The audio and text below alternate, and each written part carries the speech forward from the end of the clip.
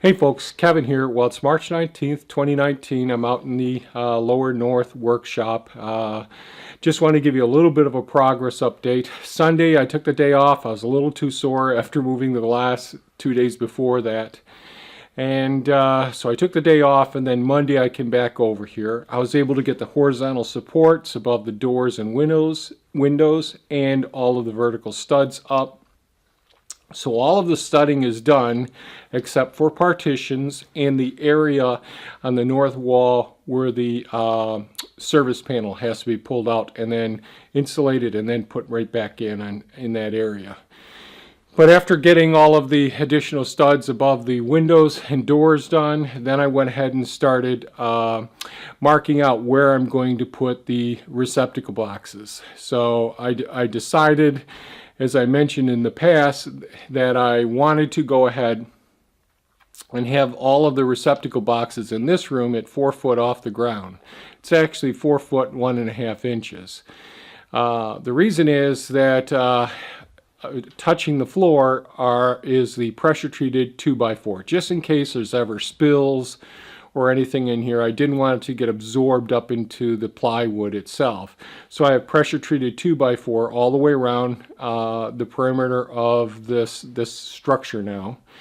And on top of that will sit the plywood. Now that it's important to recognize that the 2x4 is actually 3.5 inches wide, and the two 2x3s are 3 inches. So I've got a 1/2 inch to sometimes 3/4 of an inch proud where the pressure treated 2x4 sticks out from the face of the 2x3s. Therefore, the plywood can sit right on top of it.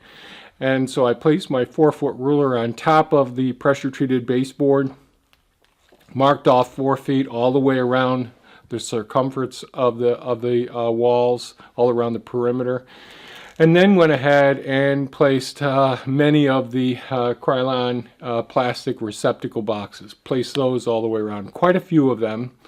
And in some places where power will be used to supply power to monitoring cameras inside the shop, and data will go next to it, I've placed outlets 4 inches from the ceiling as well. So I think there's going to be enough receptacles all the way around and enough breakers to handle power loads for each one of the receptacles. And these are all.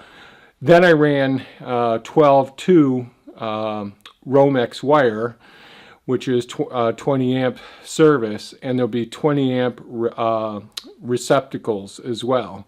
And these will all be on ground fault and arc fault breakers as well. So, and I'll get more into that as I wire those up.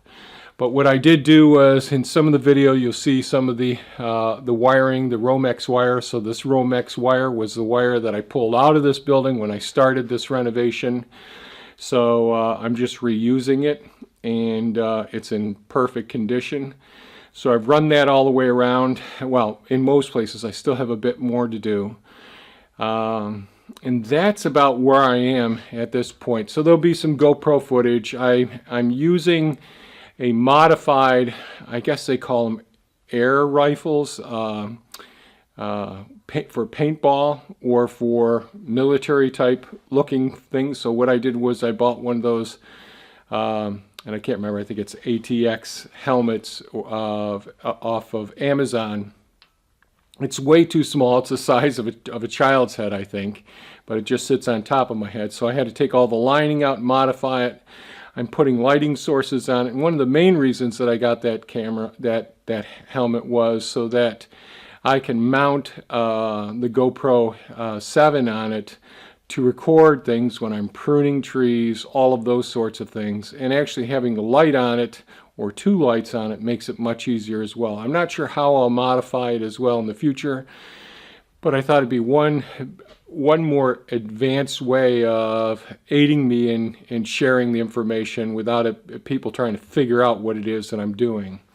So we'll see how well that works. There'll be some GoPro footage, me using the helmet so far, with one of the LED lights hooked up to it as well. That way I don't have to keep moving light stands around. The light really does pretty well. So that's about it. So there'll be some GoPro footage that follows. And if you have any comments or questions, please leave them below. Certainly I'm interested in getting any feedback or thoughts that you have as well. And if you found this video of value, please give us a thumbs up, share it with your friends. If you haven't subscribed, please subscribe. Hit that like icon or the thumbs up icon, if you will. That'll help out as well. Thanks so much, folks, and have a super fantastic week. Bye-bye now.